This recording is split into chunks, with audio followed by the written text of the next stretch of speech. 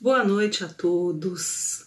É com muito prazer, com muita alegria que mais uma vez nós nos encontramos aqui, todos nós juntos, reunidos, em torno dos ensinamentos de Jesus, em torno daquilo que nos foi deixado, através de toda a história da humanidade, depois da vinda do Cristo, em termos de edificação, de valores morais. E é isso que a palestra de hoje busca nos trazer. Eu vou convidando a todos nesse momento para que se sentem da melhor forma possível, mais confortável possível, que possam abrir o seu coração, as suas mentes ao entendimento, à paz, à tranquilidade, à doçura do Cristo, e que possamos todos juntos nos deliciarmos nesse universo que é a vida de Santo Agostinho, que é o tema da palestra de hoje. Então, para nos prepararmos, para podermos nos sintonizar com o plano maior, nesse momento, aqueles que quiserem pegar também as suas águas para serem fluidificadas, seus remédios homeopáticos também, que o façam, e nós vamos elevando o nosso pensamento a Deus, buscando uma comunhão plena com o plano maior, pedindo sempre as suas bênçãos, o seu envolvimento e a sua proteção, para que estejamos aptos, tanto na nossa mente quanto no nosso coração, para recebermos os ensinamentos de Jesus. E fazemos assim a prece, aquela que o nosso irmão, o nosso mestre nos ensinou, para que ela possa nos servir de força, de amparo, e que ela possa ser transformada em luz e bênçãos que possam recair sobre todos os nossos irmãos, que assim como nós, resgatam o seu passado na atual encarnação. Pai nosso que estais nos céus, santificado seja o vosso santo nome. Venha a nós o vosso reino e seja feita a vossa vontade, Senhor, assim na terra como nos céus. O pão nosso de cada dia dai-nos hoje. Perdoa as nossas dívidas, assim como nós perdoamos aos nossos devedores. E não nos deixeis, Pai, cair em tentação, mas livra-nos de todo mal, porque vosso é o reino, o poder e a glória para todo sempre. Que assim seja. Graças a Deus, graças a Jesus. E assim nós vamos começar, dando início à vida de Santo Agostinho. Quem não conhece Santo Agostinho? Todos nós, de alguma forma, pelo menos já ouvimos falar nesse santo, Santo Agostinho, que é conhecido na Igreja Católica, que tem um papel fundamental na doutrina espírita, conhecido de todos nós. Mas quantos de vocês sabem um pouco mais sobre a vida de Santo Agostinho? Por isso eu gostaria primeiramente de trazer para nós quem foi essa personalidade, quem foi esse espírito, para que a gente possa depois inserir ele num contexto histórico, para trazer aos nossos irmãos a importância desse espírito, de tudo que ele veio fazer, de todo o seu legado aqui na Terra, tudo que ele nos deixou e como isso impacta a nós todos no dia de hoje. Se de alguma forma nós estamos aqui, se de alguma forma nós acreditamos no Espiritismo, nós temos a codificação de Kardec em nossas mãos há mais de um século, é porque Santo Agostinho interferiu, influenciou e tem uma ponte muito grande que nos liga de um passado de 2000 anos, mais de 2000 anos atrás, com o advento de Jesus, com sua vinda na Terra, até os dias de hoje. Com certeza, se não fosse por Santo Agostinho, nós não estaríamos nesse momento, na atual fase de evolução espiritual que nos encontramos agora. Com certeza, a vinda da codificação, do Cristo Consolador, da terceira revelação, que é a codificação kardeciana, não teria acontecido, porque a nossa sociedade não teria condições morais, não teria condições intelectuais com relação ao pensamento filosófico para que nós pudemos ter o advento dessa terceira revelação, que é o Espiritismo, através de Kardec. Bom, então, tudo isso nós vamos procurar fazer de uma forma muito simplista, porque nós temos pouco tempo.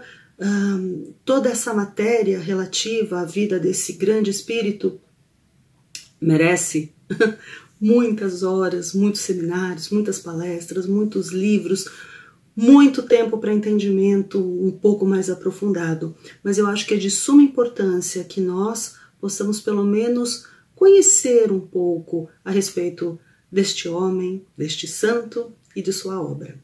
Bom, então vamos lá. Primeira pergunta, né? Quem era Santo Agostinho? Quem foi o homem Agostinho? Bom, quando a gente fala assim, parece até, né, que ele era italiano, né, Santo Agostinho, alguma coisa dessa natureza, assim, mas não. Na realidade, gente, ele nasceu no norte da África. Na época se chamava Numídia, numa cidade de nome Tagaste.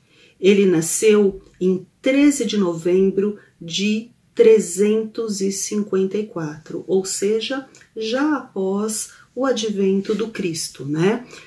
A gente já estava aí com uma perseguição aos cristãos que aconteceu no primeiro, segundo século, né? E que ainda perdurava um pouco antes aí do nascimento de Santo Agostinho. Então ele nasceu no que hoje nós chamamos, né, na nossa idade moderna, né, de Argélia. Então, ele é da Argélia. Ele é filho de Santa Mônica. Santa Mônica e o pai dele, que era cristã, Santa Mônica, né, e Patrício, que era o nome de seu pai. Bom, gente, é interessante as peculiaridades de toda essa questão, porque Santo Agostinho, no início da sua vida, já pequenininho, lá pelos seus 5, 6 anos de idade, ele era um espírito muito vigoroso, muito inquieto, e ele era difícil, ele deu muito trabalho para Santa Mônica. Santa Mônica, muito cristã, tentava sempre ali trazer as questões do cristianismo para ele e converter o filho desde pequeno, mas foi muito difícil para ela, ela teve muito trabalho e ela só conseguiu essa conversão dele e ajudá-lo efetivamente, né?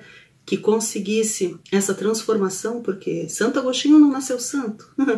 Ele era, pelo contrário, uma pessoa que era o avesso ao que a gente pode chamar de um santo. E só foi convertido lá pelos seus 31, 32 anos de idade, bem lá na frente. Só que até lá ele passou por poucas e boas e fez também poucas e boas. Na realidade, com 6 anos de idade, ele gostava muito, ele ficava muito na rua, ele gostava de jogos de azar, se dedicava ali a jogos desde pequeno, e como ele era muito pequeno e os outros não permitiam que ele jogasse, né? O que ele fazia? Ele subornava os amigos para que deixassem ele jogar. Ele roubava coisas da própria casa para conseguir fazer esses pequenos assim subornos e conseguir ali entrar nos jogos de azar com os seus colegas, né? Ele era um espírito muito inteligente.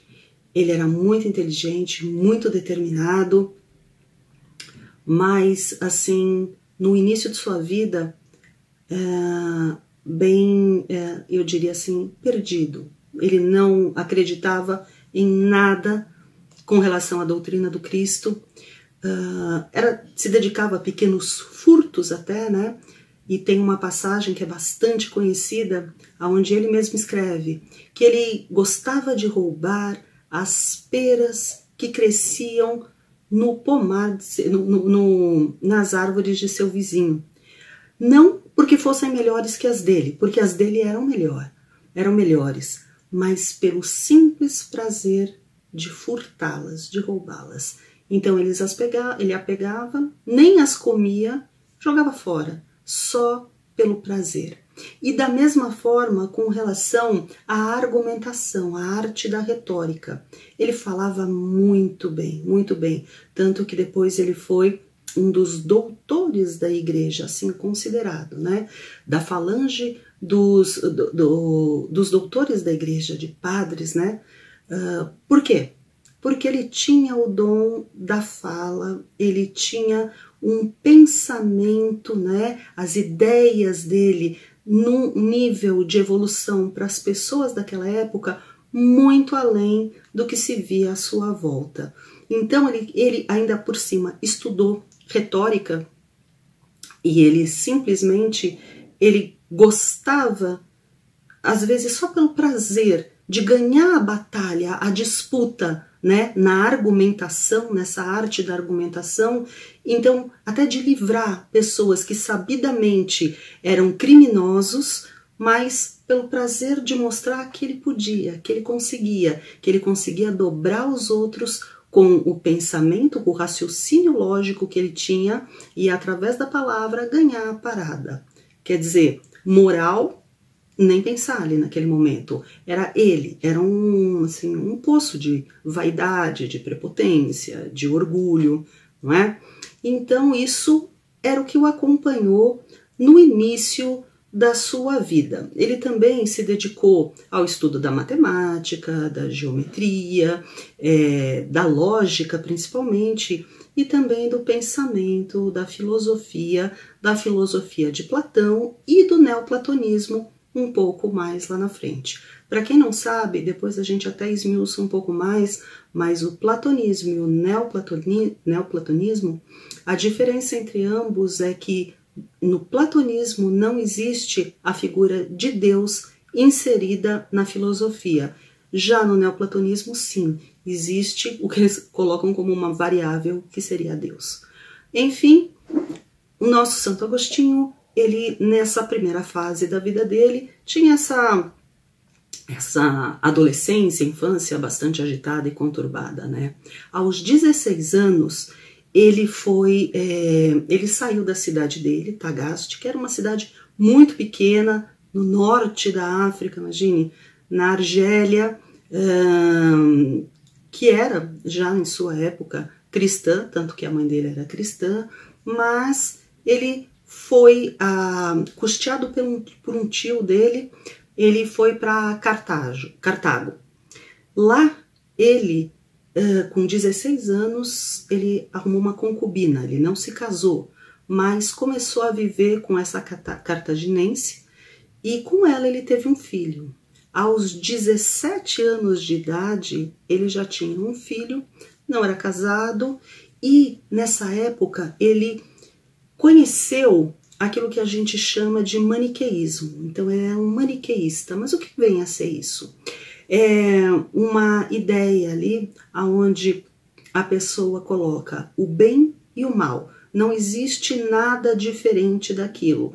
É uma filosofia de vida, né? Uma forma de ser ali onde o raciocínio ele é colocado entre forças que são do bem ou do mal, não existe um meio termo, não existe nada diferente disso. Então você separa como claro, escuro, bom ou ruim, entendeu? Preto ou branco, e era assim que ele vivia. E além disso, numa forma de vida que a gente chama de hedonista, que muitos naquela época eram assim, era meio que assim normal para aquele tipo de sociedade naquela época.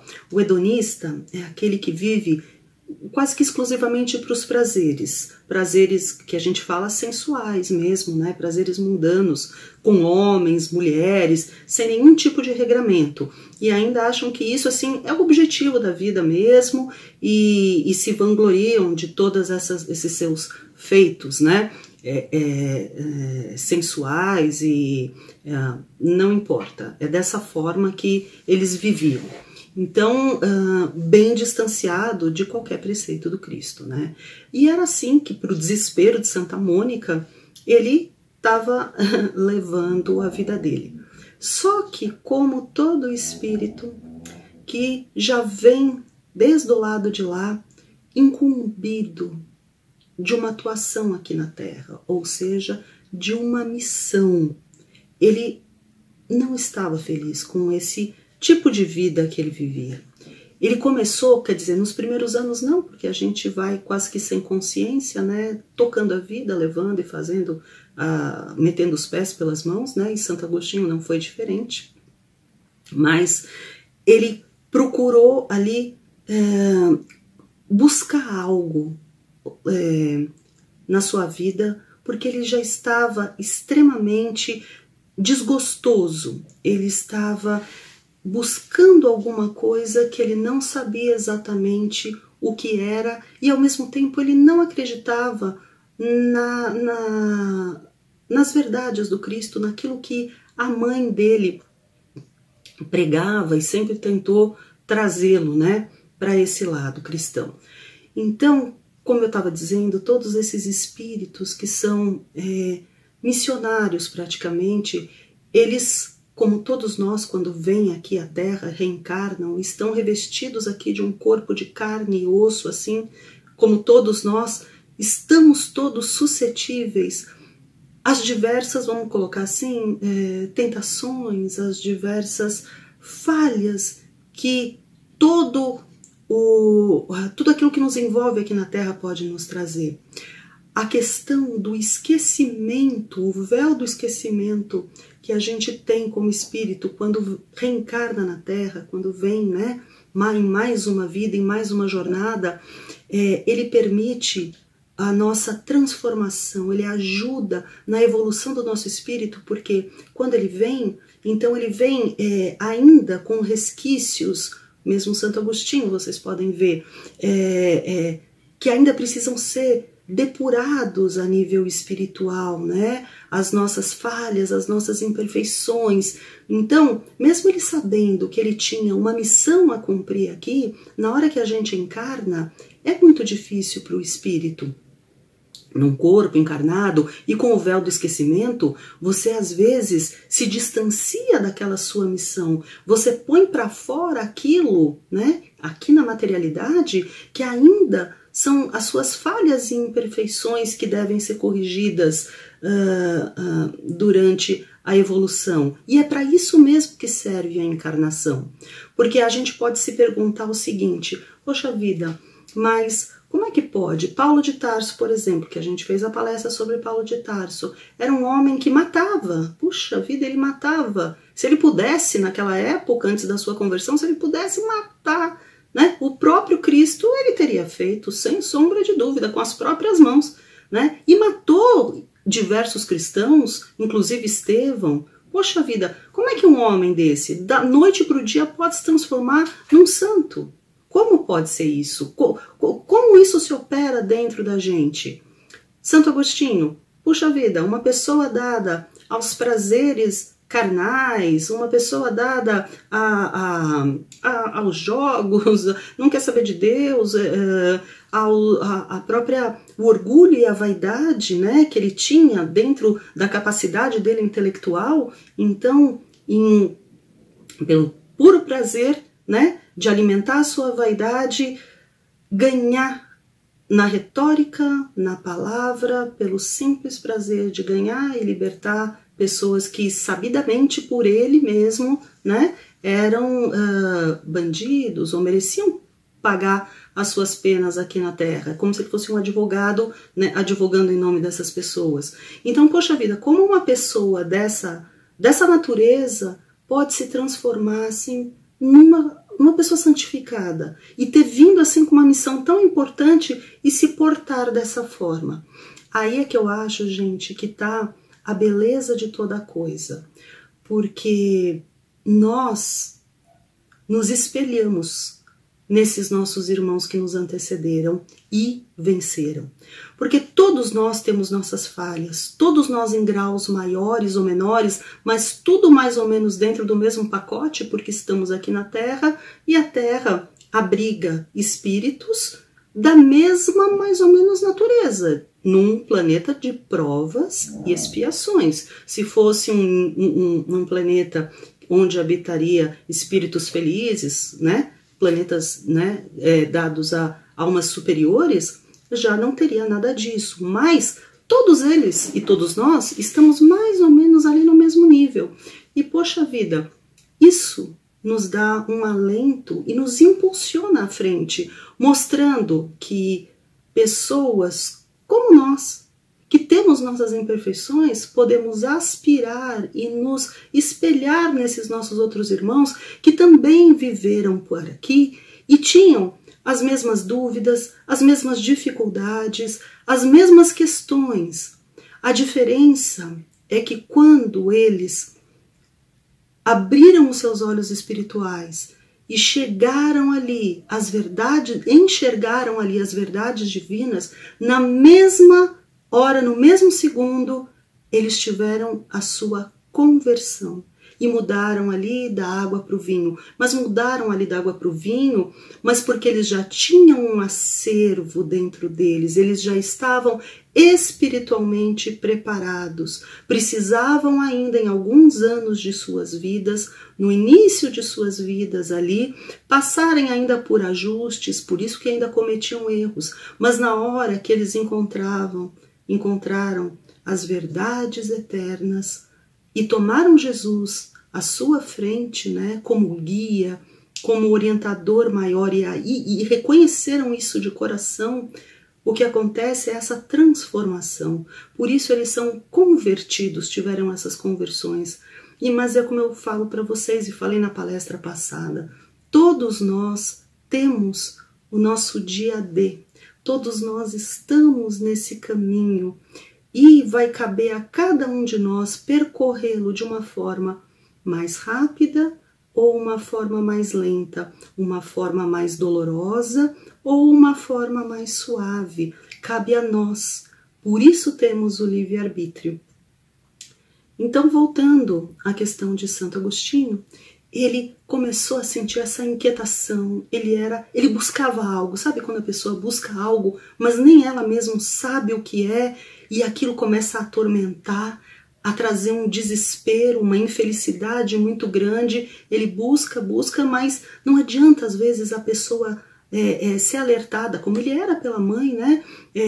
Porque aquilo entrava por um ouvido, saía pelo outro. É como se fosse uma revolução assim interna, um desespero dentro dele, assim como aconteceu também com Paulo de Tarso, e que chega no seu ápice e acontece um momento em que todo esse véu desse desespero, dessa tristeza, dessas questões todas que ficam no íntimo deles, e acredito que no de todos nós também, em vários momentos da nossa vida, esse véu cai por terra. E foi assim que aconteceu com ele. Depois dele ter estado em Cartago, ele foi convidado a ir até Roma.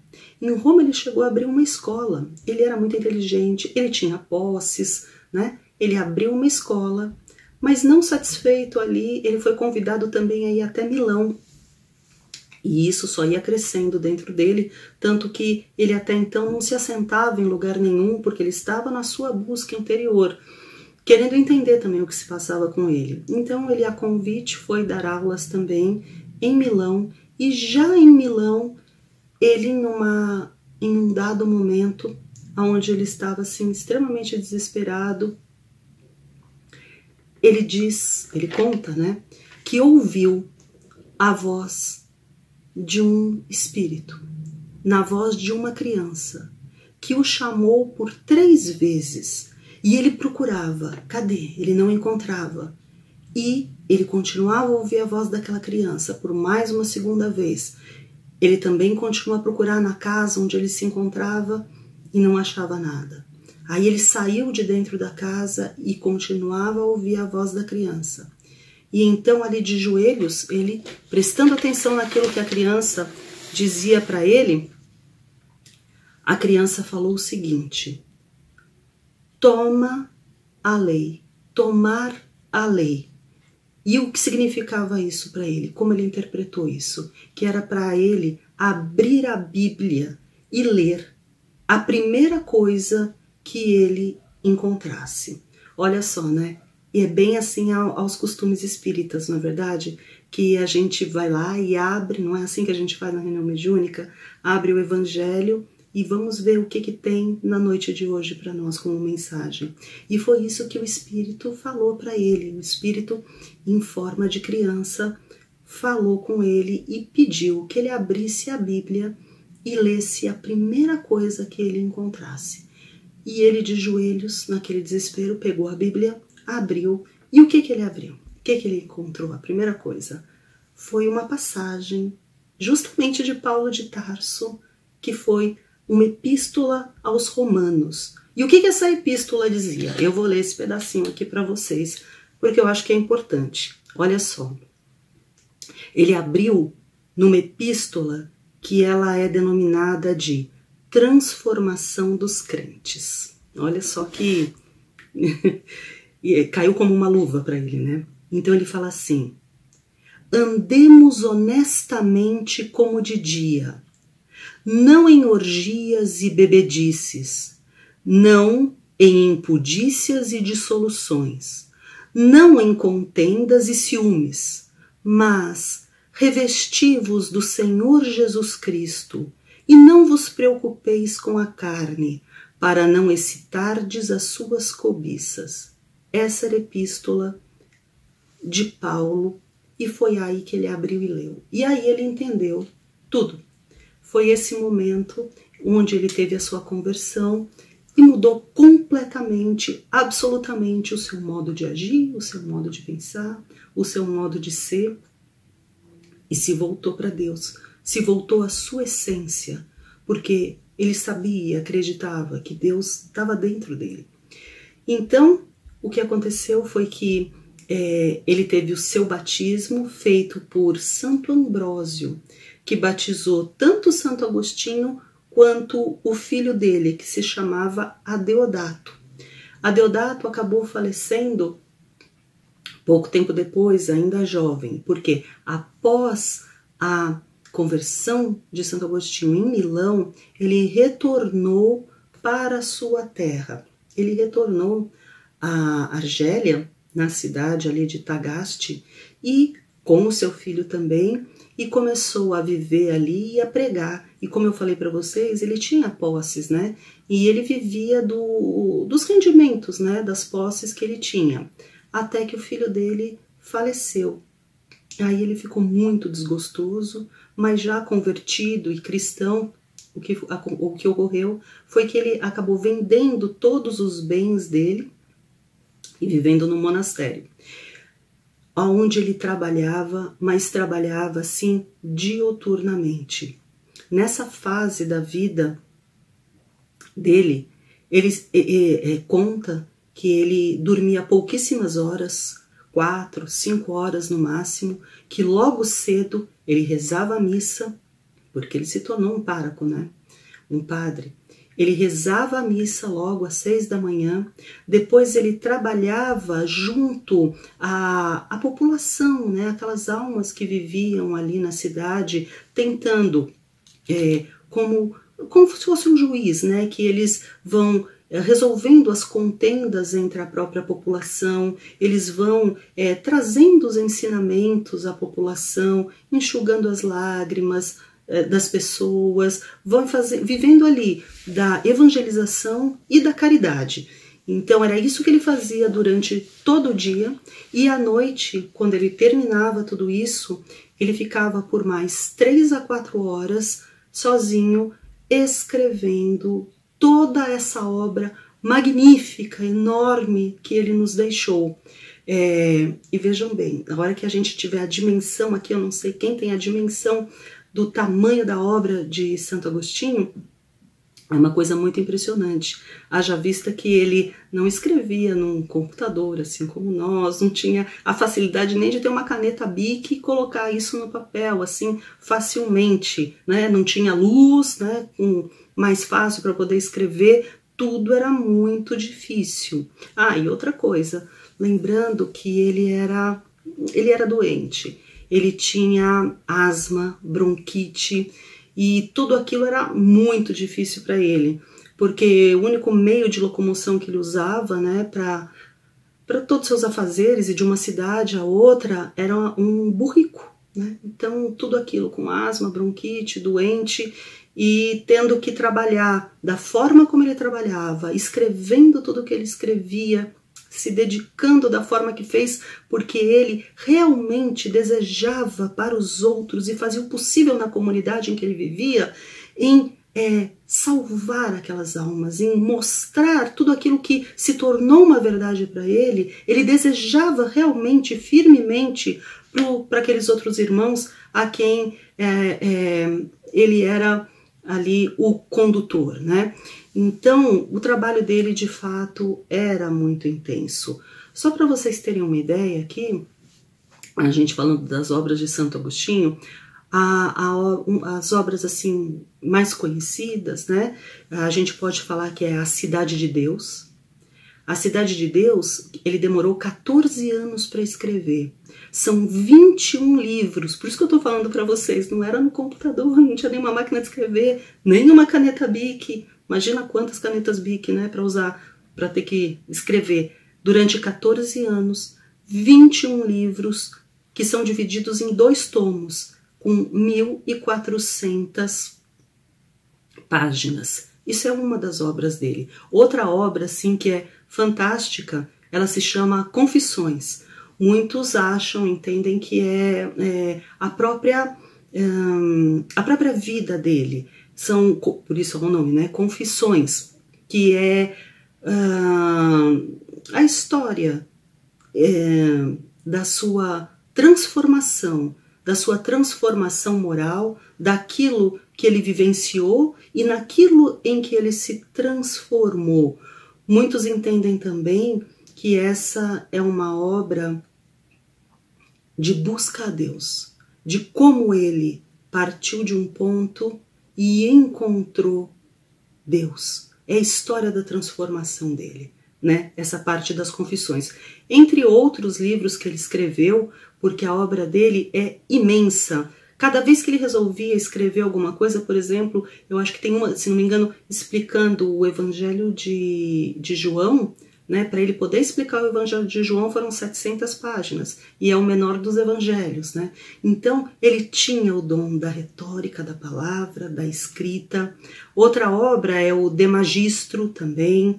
Tem uma obra que se chama o Livre-Arbítrio. Olha só, Santo Agostinho já falando de livre-arbítrio naquela época. A gente está falando de 350, século IV, né? É muito tempo lá para trás, né?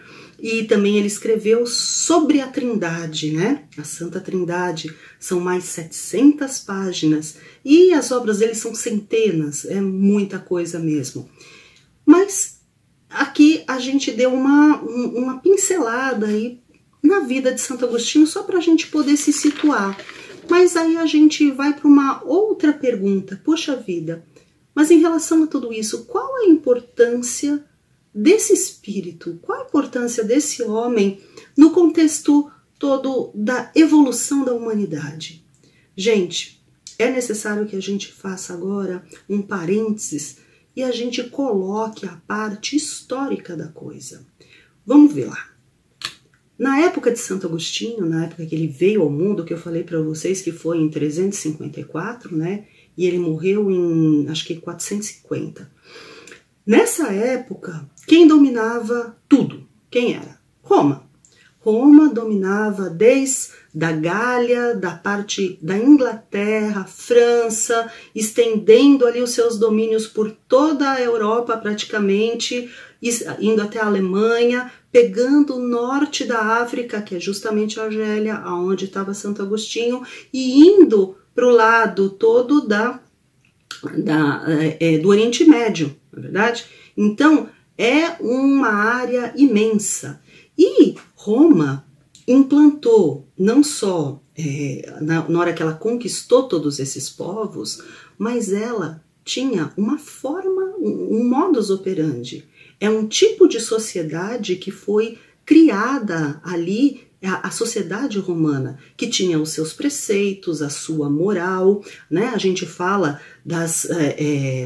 das senhoras romanas, das mães, né, das senhoras lá, que era um matriarcado romano. A gente tinha uma sociedade muito bem constituída, uma sociedade politicamente, socialmente constituída, que trouxe, sem sombra de dúvida, tudo aquilo que nós conhecemos em termos de lei, em termos de arquitetura, engenharia. Era realmente fantástico. Muito que bem. Só que, como tudo na vida, né, tem um começo, meio e fim, né, sobe, desce, vem em ondas assim, Roma também teve o seu declínio, como todos nós sabemos. E ela começou um declínio moral. Aquela Roma mais antiga, mais lá para trás, do matriarcado, aonde tinha uma possibilidade de se estabelecer uma sociedade com leis morais efetivas que nos desse um impulso maior para a evolução da humanidade como um todo, infelizmente não ocorreu, né? E é legal a gente falar sobre essa parte porque, sabe assim, gente, é a questão do livre-arbítrio. E às vezes o livre-arbítrio da condução de toda uma sociedade. Isso já tinha acontecido antes aqui no nosso planeta Terra. Na época de Akenaton, no Egito Antigo, também existia um plano divino, né? Sabe que é assim, né? Os planos divinos, né? Eles têm 2, 3, 4 caminhos. A gente é que escolhe por onde seguir. Se a gente como indivíduo e como sociedade, escolhe por um caminho, talvez a gente pegue um atalho e consiga chegar no nosso objetivo mais rápido. Às vezes, a gente, por causa do nosso livre-arbítrio, escolhe um caminho, vai chegar lá naquele objetivo do mesmo jeito, mas dá uma volta tremenda até chegar lá outra vez. Ou seja, essa volta tremenda às vezes representam 2, 3, 4, 5 mil anos, 8 mil anos, né? Existia um plano, olha, se você for por aqui, você vai chegar a esse ponto. Mas às vezes não é isso que acontece. E às vezes na sociedade, na vida da gente, na sociedade também. E isso aconteceu lá atrás, na época de Akenaton, quando houve a possibilidade, aonde começou a querer se implantar uma nova filosofia do Deus único que Akenaton trouxe. Akenaton, pai de quem? Tutankhamon. E o que aconteceu? Infelizmente não deu certo. Ele tentou fazer, mas a sociedade da época não aceitava a questão da adoração a um Deus único. Primeiro ele tinha colocado de Atom, né, o Deus Sol, contra Amon, que é o outro Deus, entre outros que eles tinham naquela sociedade.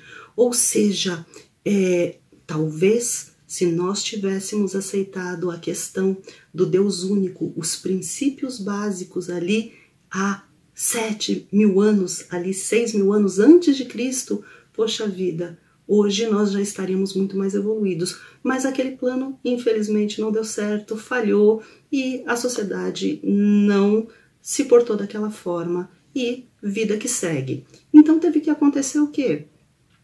O advento de Moisés. Moisés, outra vez, com a crença do Deus único, uma sociedade já um pouco mais adiantada, né, que vem ali contemporâneo desse que eu estou falando de Akenaton, aonde se traz outra vez todo esse sentido para toda aquela sociedade, para nós entrarmos nesse caminho novo, que foi implantada de fato, né, todo mundo conhece a história, e depois veio com o advento de Jesus.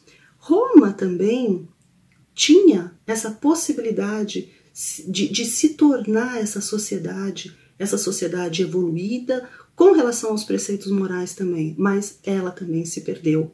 E a gente conhece isso da história, não é verdade? Aquelas orgias, aquelas bacanais, a adoração a diversos deuses ali diferentes, né? Então é uma sociedade que também, infelizmente, se degradou. E poderia ter tido um outro final, né? Podíamos ter avançado também na história da nossa evolução, mas infelizmente isso também não aconteceu.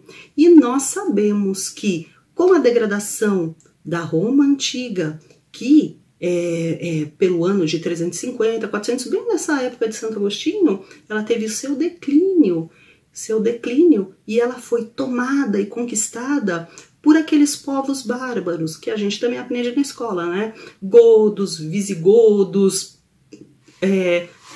enfim, inúmeros desses povos bárbaros que tomaram Roma, saquearam Roma por diversas vezes. E em seguida, nos levando para onde? Roma toda saqueada, o Império Romano, que era imenso, uno, completamente destruído, deu lugar a pequenos feudozinhos, a pequenas propriedades, onde as pessoas, né, se juntavam e ali se formaram diversos povoadinhos, que são os feudos. E nós entramos, infelizmente, aí na Idade das Trevas. A idade mais triste, a idade, um momento de escuridão realmente, um momento de trevas na vida do nosso planeta. Muito que bem, todo mundo sabe disso. Só que então, cadê Santo Agostinho? Com a importância dele? Gente, a importância dele foi ter mantido, unido, entendeu? Os princípios do cristianismo durante toda essa Idade das Trevas. Ou seja, durante todo esse período de escuridão, aonde povos bárbaros dominaram tudo, manter a unidade cristã viva até a época da escolástica com São Tomás de Aquino e começar a reverter todo esse processo e começar o quê? O iluminismo, o renascimento e posteriormente, lá na frente em 1800, a sociedade preparada para receber o Consolador, que é o Espiritismo e todas as verdades que a filosofia kardeciana nos traz. Então, gente, é fantástica a atuação de Santo Agostinho. Toda essa obra que a gente está falando aí para vocês, essa obra é imensa, é imensa. São centenas de livros, milhares de páginas escritas pela mão desse homem, desse espírito extremamente iluminado. Ela foi preservada. Tudo se perdeu, gente. Tudo se perdeu praticamente da sociedade romana. Mas a obra de Santo Agostinho, ela ficou intacta. Ela prevaleceu.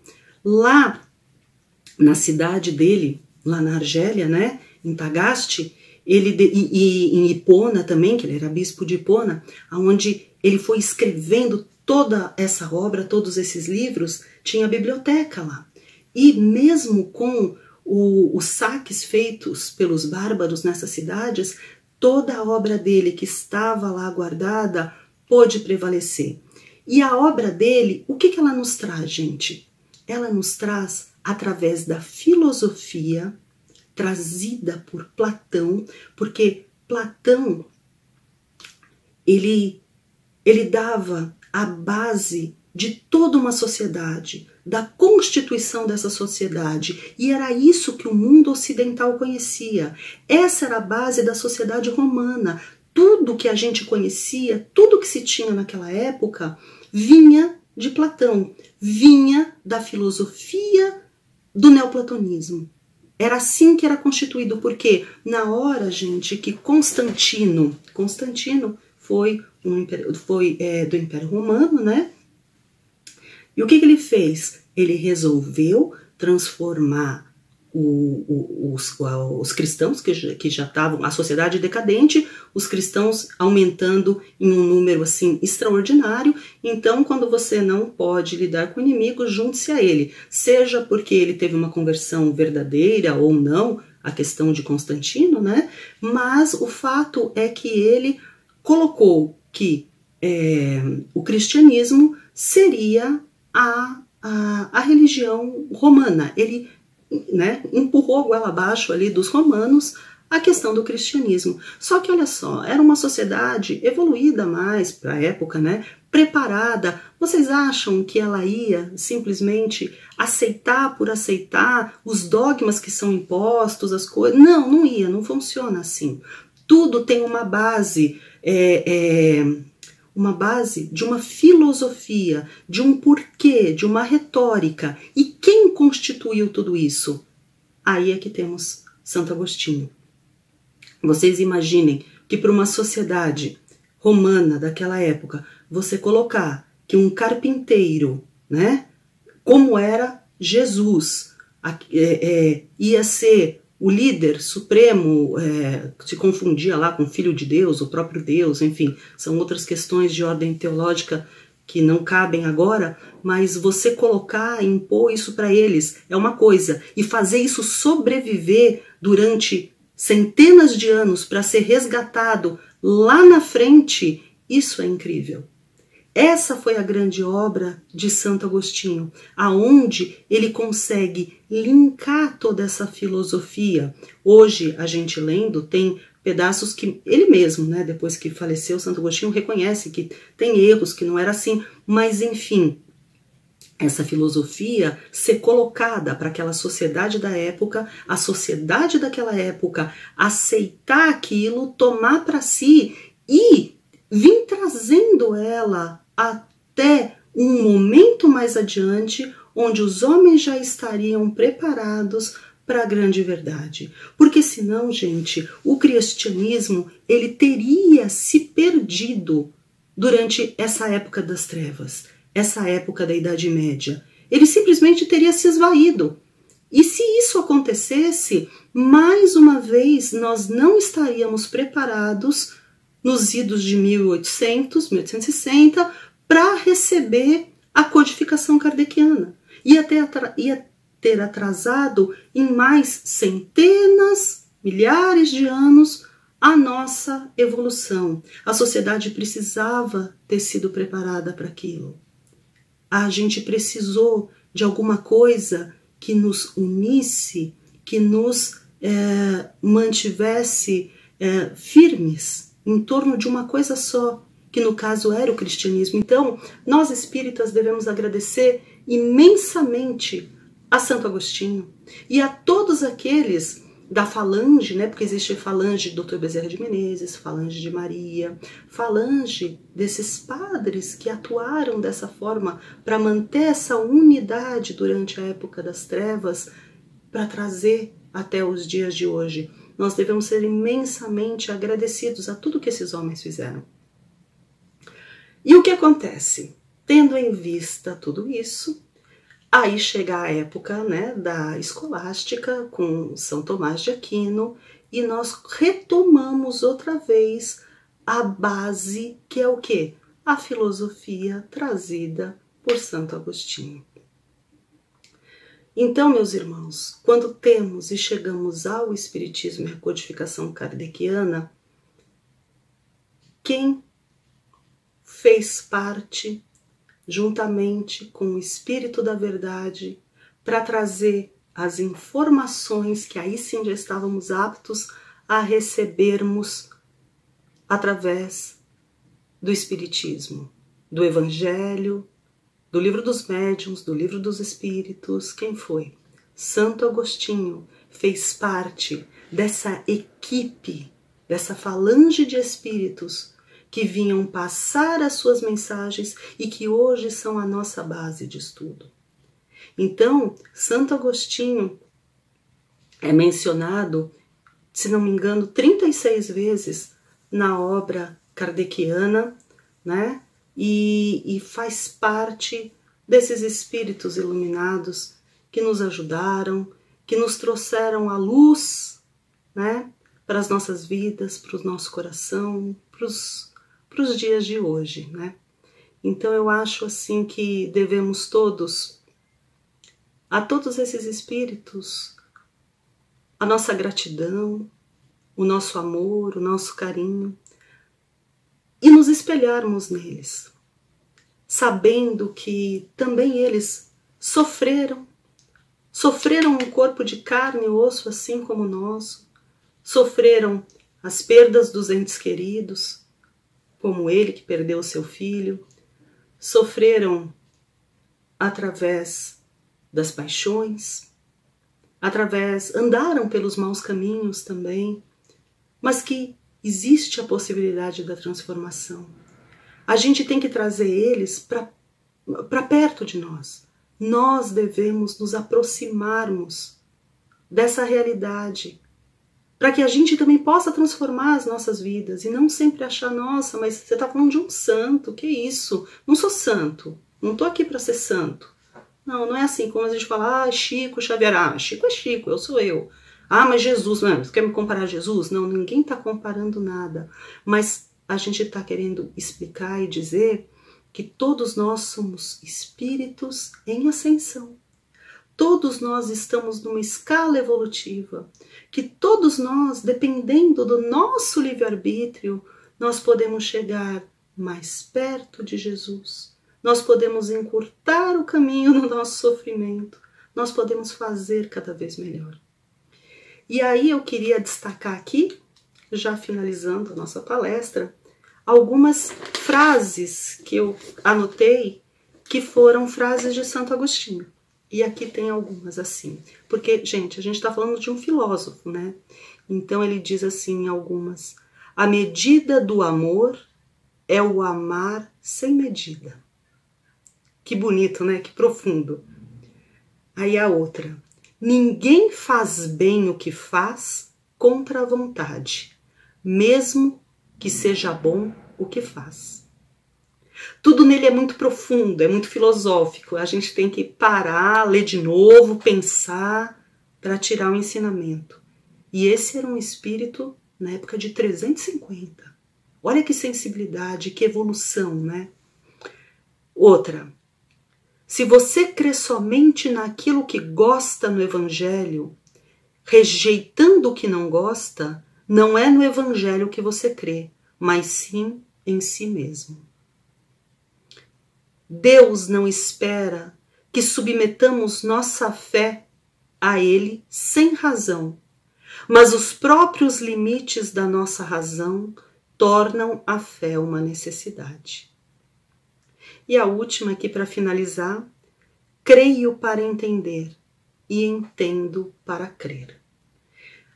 Quem se interessar pela obra de Santo Agostinho vai encontrar ela facilmente, porque graças a Deus ela não foi perdida, não foi como a Biblioteca de Alexandria, que foi tudo dizimado, queimado.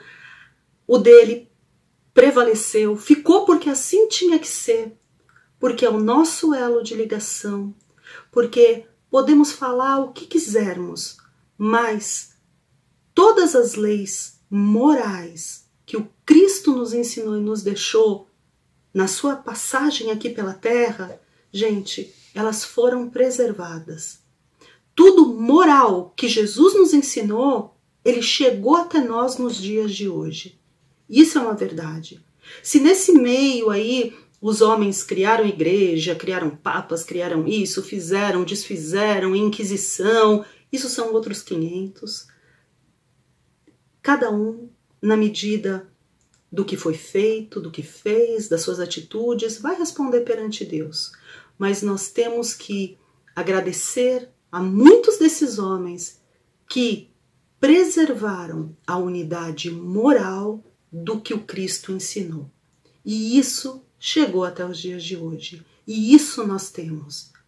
E é por isso que nós devemos agradecer e fazer por merecer, buscando a evolução cada vez mais de cada um de nós, abrindo nosso coração e trazendo Jesus, Deus, para dentro de nós, por um simples motivo: porque Ele está em nós, porque nós e Ele somos uma coisa só. E assim eu me despeço, agradecendo a todos por mais uma noite, por mais uma palestra. Que Deus abençoe a todos vocês, que esteja nos seus lares, que traga paz, que traga luz, que traga esperança e, mais que tudo, que traga uma transformação na vida de cada um de vocês, que tragam coisas boas, que a gente possa, o mais rápido possível, abrir os nossos olhos da espiritualidade e cada vez mais fechar os da matéria para as verdades espirituais. Um grande beijo, um grande abraço e até a próxima.